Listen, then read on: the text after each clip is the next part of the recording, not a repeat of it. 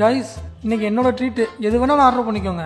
ஏண்டா பசியே இல்லை, இப்போ போய் நம்ம லீவுக்கு ஊருக்கு போகிறோம். அடுத்து எப்போ மீட் பண்ணுவோமோ. சாப்பிடுங்கடா.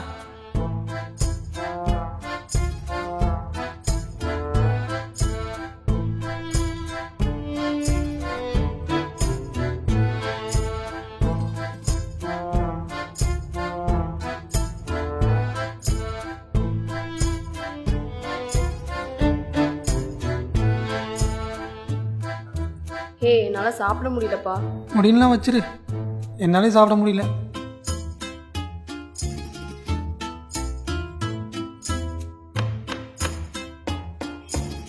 ஜூஸ் சாப்பிடு. சார் வேறு எதாவது சாப்பிட்றீங்களா? போதுங்க, பில்லு கொண்டு வந்துடுங்க. Okay sir. வா போதும்டா சாமி, என்னாலலாம் முடியாது. சரி கிளம்பலாமா? ஓகேடா போகலாம்.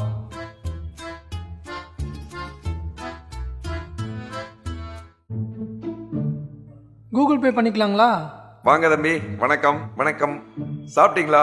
சாப்பாடெல்லாம் நல்லா இருந்துச்சா? சூப்பரா இருந்துச்சு. ரைட் தம்பி, இந்த வாரம் எங்க ஹோட்டல்ல ஒரு ஸ்பெஷல் ஆஃபர் போட்டிருக்கோம். ஹோட்டலுக்கு பின்னாடி தோட்டம் இருக்கு தம்பி. அதுல இருக்கிற சோளம் மட்டும் நைட் டிஃபனுக்கு மாவாட்டருக்கு பறிச்சு கொடுத்தீங்கன்னா, அது கொஞ்சம் எடுத்து கொடுத்தீங்கன்னா போதும், உங்களுக்கு இந்த பில் ஃபுல்லா கம்ப்ளீட்டா ஃப்ரீ. என்ன சொல்றீங்க? ஏய் நல்ல ஆஃபரா இருக்கே. ஆமாடா, ட்ரை பண்ணலாமா? ப்ரோ டைம் ஆச்சு ப்ரோ, பில் கட்டிட்டு வாங்க, கிளம்பலாம்.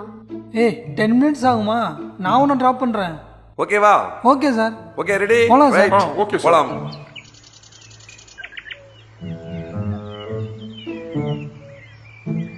ஏய் சீதர் மயில். தம்பிங்களா வாங்க, இதுதான் ஃபுல்லா சோளக்காடு. சரியா? மக்காச்சோளம்.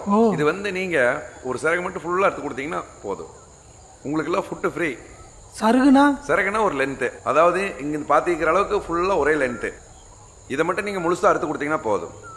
எதுல கட் பண்றது? கட் பண்றதுக்கு தரம்பா.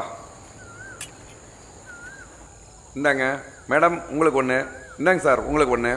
பார்த்து கைக்கு அறுத்துறாம கட் பண்ணுங்க, படிக்கிற பசங்க போங்க. பண்ணிடலாம் சார், ஈஸியாக பண்ணிடலாம்.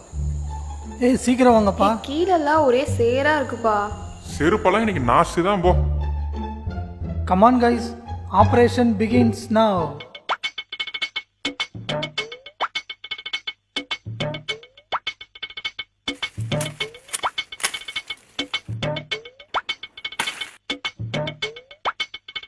இதுதான் சோளமா பாரு. ஓ இதுவா? நான் இதுன்னு நினைச்சேன். ஏதோ ஒன்னாரு புடிச்சிருத்தா கையெல்லாம் குத்துதுப்பா. எறும்பு கடிக்குதே. வா சாமி.